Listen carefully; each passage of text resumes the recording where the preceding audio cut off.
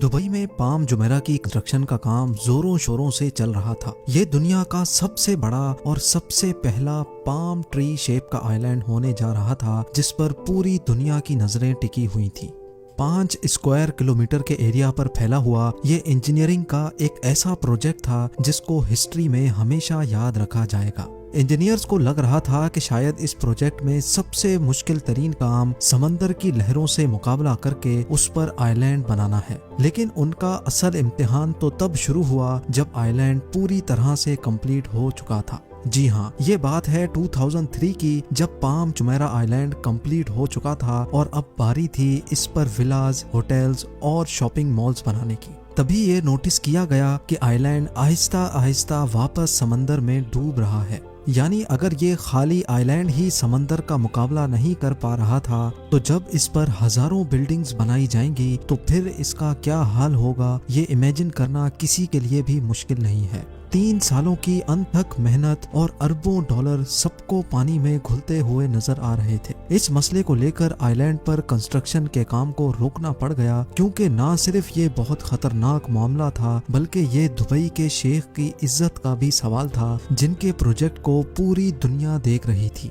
हजारों square kilometre पर फैले हुए आइलैंड को वापस समंदर में डूबने से कैसे रोका जाए, ये समझना पूरी प्रोजेक्ट टीम के लिए बहुत ही ज्यादा मुश्किल था। इस मसले को किसी भी सूरत में जल्द अज जल्द रास्ते से हटाना जरूरी था, क्योंकि ये दुबई के शेख की इज्जत का सवाल था। जेम टीवी की वीडियोस में एक बार फिर से खुशामदीद। नाजरीन, अरेबियन गल्फ में 5 किलोमीटर तक फैला ये है इंजीनियरिंग हिस्ट्री का एक ऐसा मेगा प्रोजेक्ट जो दुनिया ने पहले कभी नहीं देखा था। पाम जुमेरा इतना बड़ा है कि इसकी असली शक्ल सिर्फ आसमान से ही देखी जा सकती है। इस पूरे आइलैंड को बनाने में हैरत अंगेज तौर पे 40 नहीं, 50 नहीं, बल्कि पूरे 900 अरब रुपयों का खर्चा हुआ था। ये आइलैंड ना सिर्फ दुबई में बल्कि पूरी दुनिया में अपने पॉश विलास, लग्जरी होटल्स, बीच क्लब्स और यहाँ से दिखने वाले दिलकश नज़ारों की वजह से मशहूर है। सिर्फ रेत और पत्थर से बनाए गए इस आइलैंड को ना सिर्फ समंदरी तूफान से बल्कि अर्थक्वेक्स और सुनामी से भी खतरा रहता है, लेकिन फिर भी 18 सालों से ये आइलैंड सिटी अरेबियन गल्फ में फख्र से खड़ी है, जो कि इसको बनाने वाले इंजीनियर्स और वर्कर्स की खून पसीने की मेहनत का मुंह बोलता सबूत है।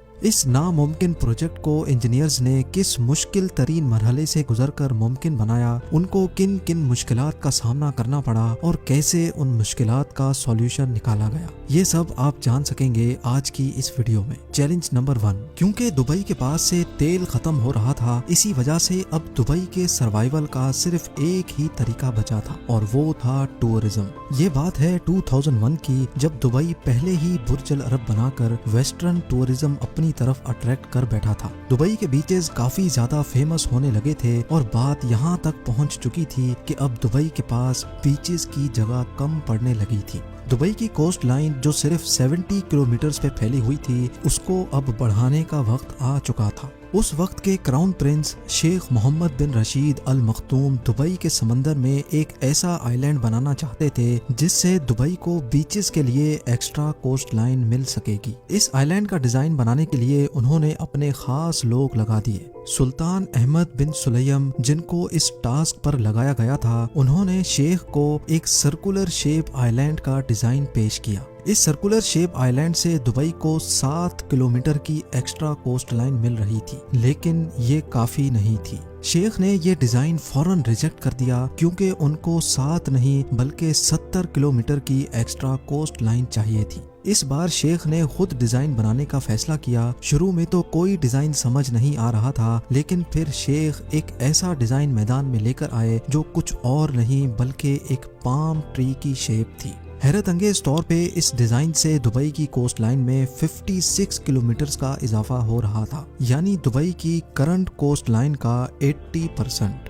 कागज पर डिजाइन तो बन चुका था, लेकिन मसला ये था कि आज से पहले किसी ने भी इस शेप का इतना बड़ा आइलैंड नहीं बनाया था। Challenge number 2। चैलेंज सिर्फ ये नहीं था कि सिर्फ ये पाम ट्री शेप का आइलैंड बनाना है, बल्कि यहाँ एक पूरी सिटी को भी बसाना था जिसमें luxury villas, shopping malls, hotels और रेस्टोरेंट्स बनाए जाएंगे। जब इंजीनियरिंग एक्सपर्ट से मशवरा लिया गया तो उनका मानना था कि इस आइलैंड को बनाने का सबसे आसान तरीका ये है कि इसको कंक्रीट और स्टील से बनाया जाए। लेकिन दुबई के क्राउन प्रिंस कुछ और ही चाहते थे। जी हाँ, शेख के पास जो आइडिया था उसने इंजीनियरिंग टीम के चैलेंज को मजीद बढ़ा दिया था। वो चाहते थे कि आइलैंड को पूरी तरह से नेचुरल मटेरियल से बनाया जाए, यानी ये आइलैंड रेत और पत्थरों से बनाया जाना था। एक अंदाजे के मुताबिक इस पूरे प्रोजेक्ट में इस्तेमाल होने वाली रेत और पत्थर इतने ज्यादा थे कि उनसे 2.5 मीटर ऊंची एक ऐसी दीवार बन सकती है जो हैरत अंगेज तौर पे पूरी दुनिया का एक गोल चक्कर लगा सकती है। इतने ज्यादा पत्थर और रेत कहाँ से आएगी ये तो एक अलग ही मसला था, लेकिन दुबई के समंदर में एक ऐसा आइलैंड सिटी बनने जा रहा था जिसको दिन रात समंदरी लहरों से मुकाबला करना था। इसीलिए इस आइलैंड को बनाने के लिए दुबई के शेख को दुनिया की बेस्ट इंजीनियरिंग टीम चाहिए थी। इस काम को अंजाम देने के लिए हॉलैंड की एक कंपनी से कॉन्ट्रैक्ट किया गया। सबसे पहले इंजीनियरिंग टीम को ये प्लान करना था कि पाम ट्री शेप के आइलैंड को समंदरी तूफान और खतरनाक लहरों से कैसे बचाया जाएगा। इसका सिर्फ एक ही सॉल्यूशन था कि पाम ट्री शेप के चारों तरफ समंदर की लहरों को रोकने के लिए पत्थरों से एक कर्व्ड शेप का आइलैंड बनाया जाए जिसको ब्रेक वाटर भी कहा जाता है। अब टाइम था वो सारी कैलकुलेशंस करने का जिससे ये मालूम पड़ेगा कि क्या अरेबियन गल्फ के इस हिस्से में ब्रेक वाटर आइलैंड बनाया भी जा सकता है कि नहीं। समंदर की लहरें जो कई फुट तक ऊंची होती हैं और जो अपने बीच में आने वाली तमाम चीजों को निगल भी सकती हैं। कैलकुलेशन से मालूम पड़ा कि अरेबियन गल्फ इस प्रोजेक्ट के लिए बिल्कुल परफेक्ट है, क्योंकि गल्फ के एंट्री पॉइंट पे ये तमाम लहरें अपनी पावर कम कर लेती हैं। लेकिन तूफान का खतरा अभी भी बाकी था जो इस आइलैंड सिटी को टफ टाइम दे सकता था। इंजीनियर्स की अभी फाइनल कैलकुलेशंस चल ही रही थी कि उन पर एक ऐसा पहाड़ तोड़ दिया गया जिससे मुकाबला करना बहुत ही ज्यादा मुश्किल था। Challenge number 3। वो मुसीबत ये थी कि दुबई के शेख ने इंजीनियरिंग टीम को रिसर्च पर ज्यादा टाइम जाया करने से मना करके जल्द अज जल्द कंस्ट्रक्शन का काम स्टार्ट करने का हुक्म दिया। नॉर्मली इस किस्म के मेगा प्रोजेक्ट को बनाने में 15 साल लगते हैं, लेकिन शेख ने इस पूरे आइलैंड और इस पर बनाई जाने वाली सिटी के लिए सिर्फ और सिर्फ 5 साल रखे थे। यह टारगेट मिलते ही इंजीनियरिंग टीम की तो जैसे हवा ही निकल गई थी। एक तरफ इनकी रिसर्च कंप्लीट नहीं हुई थी और दूसरी तरफ उनको ये पूरा प्रोजेक्ट सिर्फ 5 सालों में कंप्लीट करना था, जिसमें 2.5 साल आइलैंड बनाने के थे और बकाया 2.5 साल आइलैंड पर बिल्डिंग्स बनाने के। लिहाजा बगैर टाइम जाया किए 2001 में आइलैंड की आउटर वॉल यानी ब्रेक वाटर की कंस्ट्रक्शन का काम स्टार्ट कर दिया गया, ये जानते हुए कि फाइनल कैलकुलेशंस करना बाकी था और एक छोटी सी भी गलती एक बहुत बड़ी आफत को दावत दे सकती है। अभी इंजीनियरिंग टीम के कुछ समझ आया ही था कि एक खौफनाक हादसा हो गया। सितंबर 2001 में 9/11 का अफसोसनाक वाकया हुआ और इस वाकये की वजह से पूरी दुनिया को तो जैसे सांप ही सूंघ गया था। लोगों ने डर के मारे ट्रेवल करना ही छोड़ दिया था, खास तौर पे वेकेशंस के लिए, और इसमें सबसे ज्यादा नुकसान दुबई का हो रहा था। महीनों की रिसर्च और अभी तक जो लाखों डॉलर इस पर खर्च हो चुके थे उसका कोई फ्यूचर नजर नहीं आ रहा था। इस प्रोजेक्ट पे काम करने वाले 1200 फॉरेन इंजीनियर्स को दुबई में खतरा होने लगा और उन्होंने वापस हॉलैंड रवाना होने का प्लान बना लिया। लेकिन दुबई के शेख ने उनको सिक्योरिटी का यकीन दिलाया और प्रोजेक्ट को दोबारा कंटिन्यू करने का हुक्म दिया। Challenge number 4। नवंबर 2001 में एक बार फिर से आइलैंड की आउटर वॉल का काम स्टार्ट कर दिया गया, लेकिन मसला ये था कि पाम जुमेरा के ट्री शेप को बचाने के लिए पहले आउटर आइलैंड यानी ब्रेक वाटर को बनाना जरूरी था। इस पूरे प्रोजेक्ट के 2 अलग अलग हिस्से थे। एक तो था इसका ये पाम ट्री शेप जिसको टोटली रेत से बनाना था। रेत से बनने वाले इस पाम ट्री आइलैंड को समंदर की लहरें नुकसान ना पहुंचाएं, इसी वजह से इसको चारों तरफ से एक आउटर आइलैंड प्रोटेक्ट करेगा। और ये आउटर आइलैंड सिर्फ रेत नहीं बल्कि ये हैवी पत्थरों से बनाया जाएगा। लेकिन इतने सारे पत्थर आखिर आए कहां से? इस आउटर आइलैंड के लिए 5.5 मिलियन क्यूबिक मीटर पत्थर चाहिए थे। ये इतने पत्थर थे जिनसे 2 इजिप्ट के पिरामिड्स बनाए जा सकते हैं।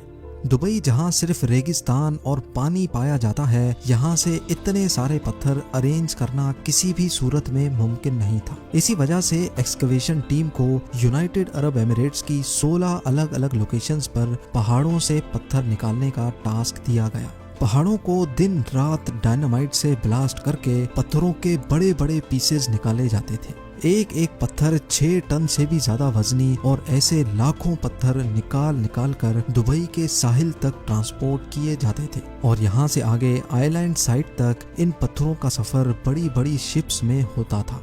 हैरत अंगेज तौर पे सिर्फ एक दिन में 40,000 टन पत्थर आइलैंड साइड तक पहुंचाए जाते थे। ये टोटल 217 बोइंग 747 जहाज के वजन के बराबर बनता है। दिन गुजरते गए और आउटर आइलैंड आहिस्ता आहिस्ता अपनी शक्ल दिखाने लगा, लेकिन क्या ये इतना मजबूत था भी कि नहीं। जिन पत्थरों को समंदर में डालकर ये आउटर आइलैंड बनाया जा रहा था, उनमें से अगर एक भी पत्थर सही पोजीशन में नहीं रखा गया तो आइलैंड किसी भी वक्त तबाही का निशाना बन सकता है। ये चेक करने के लिए डाइवर्स 30 मीटर पानी के नीचे जाते थे और हर एक पत्थर की पोजीशन चेक करके बाहर बैठी टीम को ओके का सिग्नल देते थे। नाजरीन, पाम जुमेरा का ट्री जिसको सिर्फ रेत से बनाया जाना था, इस आइलैंड में लगने वाली रेत का वजन 13 लाख टन से भी ज्यादा था। यहाँ वो रेत इस्तेमाल नहीं हो सकती थी जो दुबई के रेगिस्तान में पाई जाती है। तो आखिर इंजीनियरिंग टीम ने इतनी सारी रेत का बंदोबस्त कहाँ से किया? और जब आइलैंड पूरी तरह से कंप्लीट होने के बाद वापस समंदर में डूबने लगा, तो आखिर इस मुसीबत से निकलने के लिए इंजीनियर्स को किस हद तक जाना पड़ा, ये सब आप जान सकेंगे इस वीडियो के पार्ट 2 में। उम्मीद है जेम टीवी की ये वीडियो भी आप भरपूर लाइक और शेयर करेंगे। आप लोगों के प्यार भरे कमेंट्स का बेहद शुक्रिया। मिलते हैं अगली शानदार वीडियो में।